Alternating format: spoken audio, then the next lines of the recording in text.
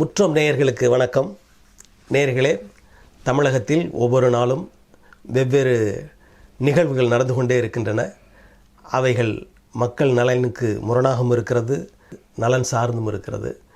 இந்த நிகழ்வுகளை எல்லாம் நாம் அவ்வப்போது பேசிக்கொண்டே இருக்கிறோம். அந்த வகையில் இன்று நம்மோடு வழக்கறிஞர் ஆரோக்கிய சதீஷ் அவர்கள் பேசுவதற்காக, உரையாடுவதற்காக வந்திருக்கிறார். அவரோடு அரசியல் நிலவரங்கள் குறித்து பேசுவோம். வணக்கம். வணக்கம். வணக்கம். தமிழக வெற்றி கழகத்தினர் நம்ம எப்போ எந்த அளவுக்கு இருக்கிறோம் அப்படின்றதுக்காக ஒரு கருத்து கணிப்பு எடுக்கணும் அப்படின்னு சொல்லி சென்னையில் கருத்து கணிப்புக்கு போயிருக்காங்க. அதை கேள்விப்பட்ட திராவிட முன்னேற்ற கழகத்தினர் அவர்களை தடுத்து அடிக்க பாய்ந்தனர் என்றெல்லாம் சொல்லப்படுகிறது. அது உண்மையா இல்லையா என்பது தெரியல. ஆனால் அது அவர்கள் பொதுமக்கள் தான் அப்படின்னு திராவிட முன்னேற்ற கழகத்தினர் சொல்கிறார்கள். இந்த நிகழ்வுகள், அதன் பின்னணிகள் என்ன இருக்கிறது அப்படின்றத சொல்ல முடியுமா? இல்லை, இன்றைக்கி அந்த ஸ்பெக்குலேஷனை இதை நம்ம ஸ்பெக்குலேஷன்னு சொல்லுவோம் எங்கள் ஜுடிஷியரி இதில்.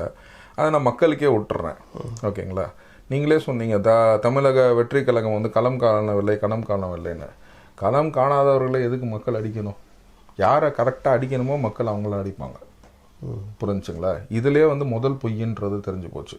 இவர்னா பாக்ஸில் ஏறினார்னா நான் கிராஸ் எடுப்பேன். இதுதான் ஸ்பெக்குலேஷன். இதுக்காக என்னை மக்கள் அடிக்க வேண்டும். அது ஒரு ரீசன் இருக்கும். ஏன்னா ஒருத்தவங்க ஓட்டு கேட்க போகிறாங்க அப்படின்னா அவங்க முன்னாடியே எலெக்ஷன் நின்று தோற்றுருக்காங்க, ஜெயிச்சிருக்காங்க, ஏதாச்சும் ஒன்று பண்ணியிருக்காங்க, நீங்கள் அரசாட்சியில் இருக்கிறாங்க அப்படின்னா நான் கம்ப்ளீட் பண்ணிக்கிறேன். ஓகேங்களா? இல்லை, இதுக்கு இடையில என்னன்னு கேட்டிங்கன்னா, இவர்களை பார்த்து பொதுமக்களே வேண்டாம் என்று நீங்கள் வராதீர்கள்னு சொல்லி கூட அதை பண்ணலாம்ல. நாங்கள் அப்படியும் அதுதான் நான் சொல்ல விரும்புகிறேன். நீங்கள் பொதுமக்கள் வேணான்னு சொல்கிறதுக்கு காரணம்னு ஒன்று மக்கள்கிட்ட தான் கேட்குறேன். ஏன்னா நெறியாளர் சில பேர்த்த நான் எடுத்துக்கிறதே இல்லை. உங்கள் கருத்தை நீங்கள் மக்கள்கிட்ட கேட்குறேன். நான் ஆட்சியில் இருந்தேன்னா, நான் உங்களுக்கு துரோகம் செஞ்சேன்னா, உங்கள் ரோடை சரியாக போடுறது இல்லையா, உங்களுக்கு ப்ராப்பர்ட்டி டேக்ஸ் இன்க்ரீஸ் பண்ணேன்னா, உங்களுக்கு இபி கரண்ட் இன்க்ரீஸ் பண்ணேன்னா, புரிஞ்சுங்களா, உங்களுக்கு உங்கள் பக்கத்தில் இருக்க அரசுக்கு ஸ்கூல்னா நான் க்ளோஸ் பண்ணேன்னா, அரசுக்கு கட்ட வேண்டிய பணத்தை கட்டலையே. ஓகே, அப்பேற்பட்ட ஒரு ஆளை ஒரு ஆளை நீங்கள் மக்கள் திருப்பி அடிப்பாங்க. புரிஞ்சுங்களா? இன்றைய அரசியலில் மக்களுக்கு நான் வந்தாக போராடணும் மக்களுக்கு அப்படின்னு சொல்லி வரவங்களை எப்படி மக்கள் அடிப்பாங்கிறது ஸ்பெக்குலேஷனை நான் மக்களுக்கே விட்டுறேன். இது மூளை இருக்கிற அனைவர்களுமே யோசிப்பாங்க. எதுக்காக அவங்க நடக்கலாம். இது திமுகவின் திட்டவட்ட சதி. அரசியலுக்கு வர்றதுக்கு முன்னாடியே ஒரு 1.5 கோடி ரூபாய் ஏமாத்துறாருன்ற பேர் வந்திருக்கு. அப்படி இருக்கும்போது அவர் ஏன் வரணும்னு நினைக்க மாட்டாங்களா? இப்படிப்பட்ட ஆள் வேணுமா வேணாமான்னு யோசிக்க மாட்டாங்களா மக்கள்? இல்லை, அது இதை நான் சொல்கிறேன். அதாவது ஜஸ்டிஸ் செந்தில்குமார் ராமமூர்த்தி ஆர்டர் போட்டார். ஓகேங்களா? அதில் பார்த்தீங்கன்னா இது விஜய் ஊழல்னு சொல்கிறதே ஃபஸ்ட்டு உங்களுக்கு உங்கள் அறியாமையை தான் நான் பார்க்குறேன். ஒன்றுன்னு கேட்டேன், ஊழல் எப்போ நடக்கும்? நான் ஒரு அரசாங்க பணத்தை நான் கையாடர் பண்ணேன்னா தான் ஊழல்னு சொல்ல முடியும். புரிஞ்சுங்களா? இப்போ நான் அதுக்கு தான் நான் சொல்கிறேன். இந்த அரசுக்கு கட்ட வேண்டிய பணத்தை கட்டலன்னா, அரசுக்கு கட்ட வேண்டிய பணம் இது என்னென்ன அதுதான் உங்களுக்கு புரியவே இல்லை. வரிக்கும் பெனால்ட்டிக்குமே டிஃபரன்ஸ் தெரியல. ஓகேங்களா? அதுதான் நான் ஊடகங்கள் பிரித்து பெனால்ட்டி போடுறான். வரியை கட்டினால தான் சொன்னீங்கன்னா, வரியை கட்டிட்டனால தான் பார்த்தீங்கன்னா அதற்கு காலந்தாமதித்து பெனால்ட்டி போடுறதுனால அந்த பெனால்ட்டி செல்லாதுன்னு சொல்லி அந்த லிமிட்டேஷன் பாயிண்ட்டை தான் பார்த்தீங்கன்னா இவங்க கோர்ட்டில் போய் இது பண்ணுறாங்க. நான் I have all right to do it. புரிஞ்சுங்களா? நீங்கள் இன்றைக்கி திடீர்னு நீங்கள் இதுக்கு இது கமர்ஷியல் காம்ப்ளெக்ஸாக இருக்குது, நீங்கள் ஸ்டுடியோ வச்சுருக்கீங்க, நீங்கள் பத்திரிக்கை நடத்துகிறீங்க, இது நடத்துகிறீங்க, நீங்கள் இந்த டேக்ஸுக்கு இவ்வளோ கட்டணும் அப்படின்னு சொல்லி போட்டாங்கன்னா உடனே நீங்கள் ஓம்பட்ஸ்மேனில் போய்ட்டு நீங்கள் பண்ணலாம், எனக்கு இவ்வளோ வரிகள் வராதுங்க, இது ரெசிடென்ஷியல் ஹவுஸு. இப்போ என்னோடய வழக்கறிஞர் இதெல்லாம் சொன்னேன், நான் வீடையும் ஆஃபீஸையும் ஒன்றா வச்சுருக்கேன் சார், இது ரெசிடென்ஷியல் கேல்குலேஷனாக தான் வரும் அப்படின்னு சொல்லிட்டு முறையிடுறதுக்கு தான் நான் கோர்ட்டுக்கு போவேன். ஸோ கோர்ட்டுக்கு போகிறதே நீங்கள் தவறுன்னு நினச்சி அதை நரேட் பண்ணுறாங்க பார்த்தீங்களா? அதுதான் ஒரு பெரிய தவறு. இந்த ஊடகங்கள் 75% ஊடகம் இன்றைக்கி ஆளுங்கட்சிக்கு இருக்குது, மற்ற ஊடகங்கள் எதிர்கட்சிக்கு இருக்குது. இன்றைக்கி விஜய்க்குன்னு தனியாக ஊடகமே இல்லை. இன்றைக்கி நம்ம சோஷியல் மீடியாவில் தான் இது நம்ம எக்ஸ்பிளைன் பண்ண முடியுது மக்களுக்காக. அப்படிங்கும்போது பார்த்தீங்கன்னா அவங்க கோர்ட்டுக்கு போகும்போது என்ன சொல்கிறாங்க, இல்லைங்க இது லிமிட்டேஷன் பாயிண்டில் மட்டும் தான் டிஸ்கஸ் பண்ணியிருக்காங்க, அப்படிங்கும்போது நீங்கள் டேக்ஸ் வந்து யார் அசஸ் பண்ணுவாங்கன்னா அசஸிங் ஆஃபீஸர் அசஸ் பண்ணுவாங்க. அதுக்கப்புறம் பார்த்தீங்கன்னா அவர் அசஸ் பண்ணது வந்து கரெக்ட் இல்லை அப்படின்னு நான் சொன்னேன்னா அதுக்கப்புறம் கமிஷனர் ஆஃப் அப்பீல்ஸ்க்கு போவேன். அசஸிங் ஆஃபீஸர் சொன்னது ரைட்டு, நீங்கள் சொல்கிறது தப்பு அப்படின்னு சொல்கிறேன்னா அசஸிங் ஆஃபீஸருக்கு மேலே வந்து பார்த்தீங்கன்னா ITATம்பாங்க. ITATனா இன்கம் டேக்ஸ் அப்பீலேட் ட்ரைபுனல். அது வந்து பெசநகரில் இருக்குது. அந்த தீர்ப்பாயம் பெசநகரில் இருக்குது. அந்த தீர்ப்பாயத்தில் போய் நான் சொல்லுவேன். அந்த தீர்ப்பாயத்தில் என்ன பண்ணுவாங்க, அங்கேயே வந்து நீ சொன்னது தப்பு அப்படின்னா நான் வந்து ஹைகோர்ட்டுக்கு போவேன். ஹைகோர்ட்லேயும் தப்பு அப்படின்னா நான் சுப்ரீம் கோர்ட்டுக்கு போவேன். இன்றைக்கி விஜய் எடுத்ததுலேயே வந்து பார்த்தீங்கன்னா அவர் கேஸு இங்கே எல்லாருமே தப்புனாங்க, சுப்ரீம் கோர்ட்டு கரெக்டுன்னு சொல்லிச்சு. அப்படின்னா இங்கே சொன்னவங்கன்னா தப்பாயிட முடியுமா? ஒருத்தரோட பார்வையும் கொஸ்டின் ஆஃப் லாவும் கொஸ்டின் ஆஃப் ஆங்கிளும் சில இடத்துல வந்து பார்த்தீங்கன்னா கமிஷனரும் அசஸிங் ஆஃபீஸரும் வந்து பார்த்தீங்கன்னா சட்டப்படி இல்லை இது கான்ஸ்டியூஷன் படி கரெக்டுன்னு அவங்க சொல்ல முடியாது. சில பேருக்கு சில சட்டங்கள் தான் ஆக்சஸ் இருக்குது. அப்படிங்கும் போது அதனால தான் நீங்கள் புரிஞ்சுக்கணும், கரூர் ஸ்டாம்பேட் விஷயத்துல வந்து இங்கே ஹைகோர்ட் எல்லாமே விஜயை சுற்றி வளைச்சிச்சு, சுப்ரீம் கோர்ட் வந்து சப்போர்ட்டாக பண்ணுச்சு. அப்படிங்கும் போது ஹைகோர்ட் பண்ணது தப்பு நம்ம சொல்ல முடியாது. இதுதான் வந்து இந்த இந்த இந்த கோர்ட்டுக்கு இந்த லிமிட்டேஷன் இருக்கு, இந்த ஜட்ஜி இதை தான் பார்க்கணும், இந்த ஜட்ஜி இதுக்கு மேலே பார்க்கக்கூடாது அப்படின்ற ஒரு வரைமுறை இருக்கு. அந்த வரைமுறையை மேலே செய்யறது தான் இது. அப்படிங்கும் போது இந்த சட்டத்தை நீங்க புரிஞ்சுக்கணுங்கிறதுக்காக தான் நான் சொல்றேன். சரி, புரிஞ்சுங்களா? இப்ப ஜஸ்டிஸ் செந்தில்குமார் ராமமூர்த்தி வந்து போட்ட ஆர்டர் வந்து பார்த்தீங்கன்னா 1.5 கோடி ரூபாய் வந்து பெனால்ட்டி போட்டது அவங்க லிமிட்டேஷனில் போட்டிருக்காங்களா இல்லையா அப்படின்றத மட்டும் டிஸ்கஸ் பண்ணிவிட்டு அது கீழே தீர்ப்பாயத்துக்கு போட்டார். கீழ் தீர்ப்பாயத்தில் போய் நீங்கள் வந்து மெரிட்ஸில் ஆர்டர் போடுங்க. கீழ் தீர்ப்பாயத்தில் வந்து பார்த்தீங்கன்னா மெரிட்ஸில் ஆர்டர் போடலாமா இந்த லிமிட்டேஷன் பாயிண்ட், அதாவது ஒரு மனுஷன்ட்ட வந்து நீங்கள் 3 வருஷத்துக்கு முன்னாடி தான், இப்போ நான் வந்து உங்களுக்கு கடன் கொடுத்துறேன், நீங்கள் வந்து எனக்கு கடன் கொடுத்துருக்கீங்க, பேங்க் டிரான்சாக்ஷன் எல்லாமே பர்ஃபெக்டாக இருக்குது, 2021 நடந்திருக்குன்னு வச்சுக்கோங்க. 2026 இப்போ நான் போய் உங்களுக்கு மேலே கேஸ் கோர்ட்டில் போட்டேன்னா அந்த கேஸு செல்லாது. ஏன்னு கேட்டிங்கன்னா லிமிட்டேஷனில் 3 வருஷத்துக்குள்ளே அந்த கேஸை நான் அவங்க மேலே பதிவு செய்யணும். அதனால தான் இந்த லிமிட்டேஷன் பீரியடை மட்டும் தான் கொஸ்டின் பண்ணி ஹைகோர்ட் வரைக்கும் போயிருக்காங்க. ஹைகோர்ட்டில் என்ன சொல்லியிருக்காங்க, சரிங்க சார் லிமிட்டேஷன் பீரியட் மட்டும் கரெக்டு, இன்கம் டேக்ஸ் பண்ணது கரெக்டு, அதனால கீழே இருக்க தீர்ப்பாயத்தில் நீங்கள் வந்து முடிவு பண்ணுங்கள், அதாவது நெறியாளர் தளபதி வந்து வழக்கறிஞர் RK சதீஷுக்கு பணம் கொடுக்கணுமா வேணாமான்றதை கீழ் தீர்ப்பாயத்தில் வந்து முடிவு பண்ணிக்கோங்க சொல்லியிருக்காங்க. கீழ் தீர்ப்பாயத்திலையும் வந்து இந்த கேஸில் வந்து மெரிட்டில் ஆர்டர் போடல. ஸோ அப்படிங்கும் போது it may go down to assessing officer. இதில் வந்து மெரிட்ஸை நீங்கள் பாருங்க அப்படின்னு சொல்லிட்டு ஹைகோர்ட் சொல்லியிருக்காங்க. இதுதான் நிலவரம். அதுக்குள்ளே வந்து பார்த்தீங்கன்னா வரி ஏய்ப்பு இது ஏய்ப்பு, அதாவது என்னன்னு கேட்டிங்கன்னா இப்போ இருக்கிற நீங்கள் பேசுறது தமிழ், நான் பேசுறது தங்கிலீஷ், நாங்கள் ரெண்டத்தையும் கலந்து பேசுகிறோம். இன்றைய இளைஞர்களும் இந்த இதுவும் நான் இளைஞர்களோட நாங்கள் சேர்ந்து பயணிக்கிறதுக்காக நான் சொல்கிறேன். இந்த அப்படிங்கும்போது வரி ஏய்ப்பு கிடையாது, இது வரிக்கு வந்து டாக்ஸ், பெனால்ட்டிக்கு வந்து இது. புலின்னு ஒரு படத்துல தொடங்குனதுன்னு சொன்னாங்க. புலி எப்ப நடந்துச்சு, ஆனா ஏன் இவ்வளவு காலம் தாழ்த்தி இந்த நேரத்துல இதை கொண்டு வராங்க? அதுதான் நாங்களும் சொல்றோம், அதே தான் நாங்களும் சொல்றேன். ஒன்றிய அரசு வந்து பாத்தீங்கன்னா 22 இதை கொண்டு வராங்க. அதாவது எப்படின்னு கேட்டீங்கன்னா இவருக்கு வந்து விஜய்க்கு அப்போ வந்து நெருக்கடி இருந்துச்சா இல்லையா அப்படின்னு கேட்டாங்கன்னா அப்போ போய் நேராக காங்கிரஸ் தலைவர் ராகுல் காந்தியை சந்திக்கிறாரு. எல்லாமே பாலிடிக்ஸ் தான். ஓகேங்களா? அவர் அவர் நடிச்சிருந்த படத்திற்கு வந்து நேராக வராங்க உள்ள. விஜய் பாலிடிக்ஸ் பண்றாரு. விஜய் பாலிடிக்ஸ் பண்ணல. விஜய் மேல பாலிடிக்ஸ் எப்ப பண்ண ஆரம்பிச்சாங்கன்னா 22 பண்ண ஆரம்பிச்சாங்க. அதுல வந்து அவர் வந்து மீண்டு வரதுக்கு தான், நான் கட்ட வேண்டிய பணம் கிடையாதுங்க அப்படிங்கிறதுக்கு தான் அவர் கோர்ட்டுக்கு போறாரு. அதுக்கான எல்லா உரிமையும் இருக்குது. புரிஞ்சுங்களா? அதை வந்து நீங்க டிஃபைன் பண்ணக்கூடாது. நீங்க ஊழல் பண்ணி ஊழல் பெருச்சாகில இருக்க கூட்டத்துக்கும் ஓகேங்களா, நான் கவர்மெண்ட்டுக்கு காசு கொடுக்கணுமா வேணாமாங்கிற ஒரு வித்தியாசத்தை வந்து மக்களுக்கு இது புரிய வைக்கணும். இந்த புரிய வைக்கிறதுக்கே வந்து பாத்தீங்கன்னா அது மீடியா இல்லாதனால தான் சோஷியல் மீடியாவை நம்ம அப்ரோச். சரி, இப்போ இந்த விதமான நடவடிக்கைகளை எல்லாம் எடுக்கிறாங்க ஒன்றிய அரசு, படத்தை நிறுத்திட்டாங்க. ஆனால் ஒன்றிய அரசை நேரடியாக எதிர்த்து பேசாமல் அப்படி அமைதியாக இருக்கிறாரு. அதற்கு என்ன காரணம் சார்? இங்கே இந்த ஒன்றிய அரசு அவர் ஏற்று பேசலன்னு சொல்கிறீங்க. இன்றைக்கி ஆட்சியில் இருக்கிறது வந்து திமுக அரசு.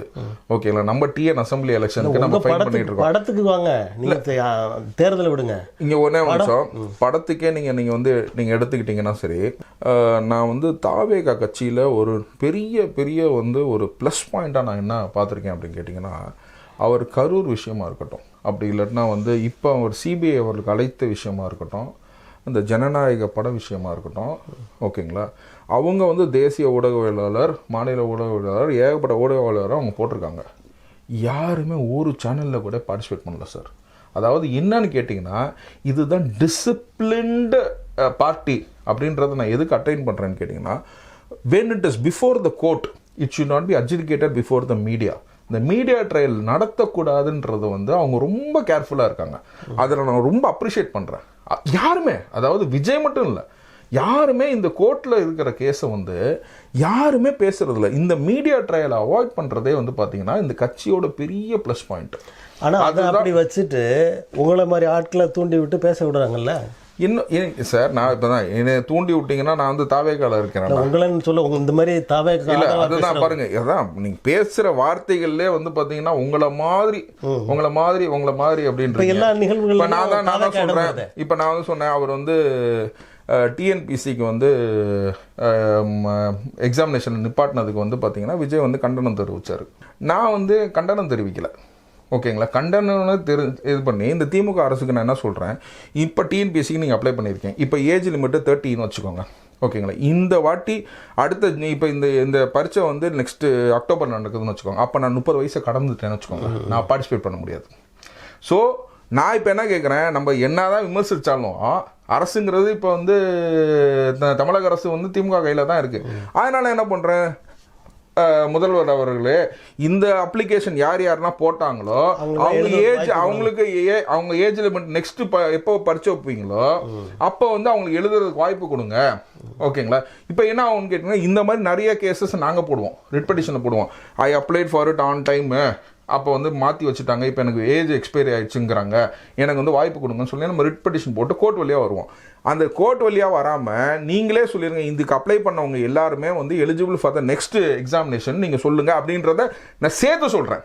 இது அவருக்கும் எனக்கும் கொஞ்சம் மாற்று கருத்து. அவர் அரசியல் கட்சி தலைவர், ஏன்னா நான் வந்து பொதுமக்களின் பார்வைக்காக நான் பார்க்குறேன். ஏன்னா அவருக்கு இந்த திங்கிங் இருக்காது. அஸ் அன் அட்வொகேட் நான் தான் அதை திங்க் பண்ணுவேன். ஓகேங்களா, அதனால் அதை நான் வந்து திமுக அரசுக்கு ஒரு வேண்டுகோளாக நான் விதிக்கிறேன். உங்கள் ஊடகம் வழியாக நான் வந்து அது வேண்டுகோளாக, திமுக அரசு தயவு செய்து வந்து இந்த வாட்டி அப்ளை பண்ணவங்களுக்கு வந்து அடுத்து நீங்கள் எப்போ எக்ஸாம் வச்சாலும் அதை ஒன்று சொல்லிட்டு ஒரு நோட்டிஃபிகேஷன் போட்டுருங்க. நீங்கள் போடுற ஜியோனா போட மாட்டீங்க. ஆனால் தயவு செய்து அதை உடனடியாக இதை போட்டுருங்க. ஏன்னா அடுத்தது நீங்கள் அரசு இன்னொன்று வந்து இந்த மக்களுக்கு நான் என்ன சொல்கிறேன்னு கேட்டிங்கன்னா, இப்போ இது ஊழல் அரசு, இந்த இன்டர்வியூலாம் நிறைய காசு வாங்குறாங்க, டிஎன்பிசி மேலே நம்பிக்கை இல்லாமல் போச்சுன்னு சொல்லி நிறைய அவல்வன் வந்து. ஸோ எப்படியா இருந்தாலும் இந்த ஆட்சி மாறிடும். ஓகேங்களா, ஒரு நல்ல அரசு அமையும், ஊழல் இல்லாமல் காசு இல்லாமல் நல்ல படித்தவர்களுக்கு மட்டும் நல்ல வேலை கிடைக்கும். நீங்களும் லஞ்சம் கொடுத்து சேர மாட்டீங்க, நீங்களும் லஞ்சத்தை வாங்க மாட்டீங்க. லஞ்சம் இல்லாத தமிழகத்தை உருவாக்குறதுக்கு நீங்கள் கொஞ்சம் கடமைக்காருங்க, கொஞ்சம் பொறுத்து இருங்கன்னு சொல்லிட்டு அப்ளை பண்ண டிஎன்பிசி நண்பர்களுக்கும் நான் வந்து ஒரு வேண்டுகோளாக சொல்லிடுறேன். ஸோ நான் ரெண்டு சைடும் பேசுவேன். நான் தான் அரசியல் விமர்சகர். ஜனநாயகன் படம் தேர்தலுக்கு முன்னாடி வந்துருமா? என்னோட என்னோட கருத்து என்னன்னு கேட்டீங்கன்னா, அஸ் அ லாயராக நான் சொல்லுவேன். இன்றைக்கி அவங்க ரிவ்யூ கமிட்டி வந்து போயிருக்காங்க. ரிவ்யூ கமிட்டியில் வந்து எல்முருகன் வந்து சொன்னார், மேக்ஸிமம் 18 days, அதாவது from 48 days we are reducing to 18 days and we'll give the in hand அப்படின்னு இருக்காரு. அப்படின்னு வந்துச்சுன்னா 18 daysக்குள்ளே வந்துருச்சு உங்கள் ரிப்போர்ட் கொடுக்குறாங்கன்னா இதை வேணா தேர்தலுக்கு முன்னாடி வந்துட போகுது. ஓகேங்களா, தேர்தலுக்கு முன்னாடி வந்துருச்சுன்னா அவங்க சொல்கிற மாதிரி ஜனநாயகம் காப்பாற்றப்பட்டது அப்படின்றதுல அவங்க தேர்தலை சந்திக்கலாம். இப்படி அதாவது தேர்தல் நடக்க போற ஒரு 10 நாளைக்கு முன்னாடி இந்த படம் வருகிற போது இன்னும் ஒரு சந்தேகம் ஏற்படும். இந்த படம் வந்து அது பெரிய வெற்றி அடைந்து அந்த செல்வாக்கின் மூலமாக விஜய்க்கு அதிகமாக வாக்குகள் கிடைக்க வேண்டும் என்று பாரதிய ஜனதா கட்சி இந்த வேலையை செய்கிறது அப்படின்ற ஒரு குற்றச்சாட்டு எழலாம் இல்லையா? என்ன நீங்க சொல்ற குற்றச்சாட்டு வந்து எந்த டிக்ஷனரியிலுமே இல்லையே. ஓகேங்களா, ஏங்க இது நாங்களே பாம்பு வைப்போமா, நாங்களே எடுப்போமான்ற கதையை தான் வந்து நீங்க சொல்றீங்க. இல்ல அந்த மாதிரி தான் நீங்க இருக்குது. இதுல இன்னொன்னு என்கிட்ட சில நண்பர்கள் கேட்ட கேள்வி என்னன்னு கேட்டீங்கன்னா, சரி சார் சிபிஎஃப்சி ரிலீஸ் பண்ணிரும், எலெக்ஷன் கமிஷன் பேன் பண்ணுமே, ஏன்னா மோடி படத்தை வந்து பேன் பண்ணிட்டாங்க, இங்கே என்ன விஜய் படத்தை பேன் பண்ண மாட்டாங்களா அப்படின்னு சொல்லிட்டு என்கிட்ட ஒரு நண்பர் ஒருத்தர் கேட்டார், லீகலாக ஒரு கேள்வி கேட்டார். அப்போ நான் சொன்னேன், மோடி படத்தை பேன் பண்ணாங்கன்னா மோடியோட பயோபிக், மோடி வந்து கீழே சின்ன வயசில் வந்து டீ ஆத்துனதையும் ரயில்வே ஸ்டேஷனில் வேலை செஞ்சதா அந்த மாதிரி அப்படியே கொண்டு வந்து பிரைம் மினிஸ்டர் வரைக்கும் அவரை உயர்த்தி பேசுகிற ஒரு படம் தான் அந்த பயோபிக்கில் வந்து மோடி நடிக்கலை, மோடி டைரக்ட் சைடில், மோடி இன்வெஸ்ட் சைடில். ஓகேங்களா, அவர் பத்திய படம் தான். ஆனால் ஃபுல்லாக அது வந்து it will be a promoting feature that will be a unfair trade practice to the opposite party அப்படிங்கிறதுனால எலெக்ஷன் கமிஷன் சுப்ரீம் கோர்ட்டில் வந்து 3 பெஞ்சு சேர்ந்த நீதிபதி வந்து அதை வந்து ஸ்டே பண்ணாங்க. பட் ஆனால் நம்மளே இந்த பொறுத்த வரைக்கும் பார்த்தீங்கன்னா, ஜனநாயக படத்தை பொறுத்த வரைக்கும் பார்த்தீங்கன்னா, இது எலெக்ஷன் கமிஷன் வந்து ஸ்டே பண்ணுறதுக்கான அவசியமே இருக்காது. ஏன்னா இட்ஸ் அ கமர்ஷியல் மூவி. இப்போ நீங்கள் கமர்ஷியல் மூவியை நீங்கள் ஸ்டே பண்ணணும் அப்படின்னா எந்த டிவிலையும் விஜய் சாங் ஓடக்கூடாது, எந்த டிவிலையுமே விஜயோட படம் ஓடக்கூடாது, எந்த யூடியூப்லேயும் விஜய் இருக்க படம்னா இருக்கும், எல்லா ஓடிடியும் முடக்குங்க. ஸோ எந்த தேட்டர்லையுமே ரீரிலீஸ் பண்ணக்கூடாது. இந்த மாதிரி கண்டிஷன்ஸ்னால் வந்து பார்த்திங்கன்னா கோட் ஆஃப் கான்டாக்டில் வந்து எலெக்ஷன் கமிஷன் போடுறதுக்கான வாய்ப்பே கிடையாது. இப்போ வாய்ப்பே கிடையாதுங்கிறது என்னன்னு கேட்டிங்கன்னா, சூரியன் இருக்குது, சூரியனை எலெக்ஷன் கமிஷன் எப்படி மறைக்க முடியாதோ, கையை எப்படி வெட்ட முடியாதோ, யானையை மட்டும் தான் மறைக்க முடியும். ஸோ அந்த மாதிரி வந்து பார்த்திங்கன்னா இந்த சிம்பிளைசேஷன் ஒர்க்கை வந்து எலெக்ஷன் கமிஷன் படத்துக்கு முன்னாடி which cannot be done by the it is beyond the limit of election கமிஷன்றதுனால சிபிஎஃப்சி 18 நாளில் வந்து ஆர்டர் கொடுத்துருச்சு அப்படின்னா எலெக்ஷனுக்கு முன்னாடி ஜனநாயகம் ரிலீஸ் ஆகும். தமிழ்நாட்டு அரசியலில் நாள்தோறும் புது புது நிகழ்வுகள் நடந்து கொண்டே இருக்கின்றன. அதை பற்றி விவாதங்களும் தொடர்கின்றன.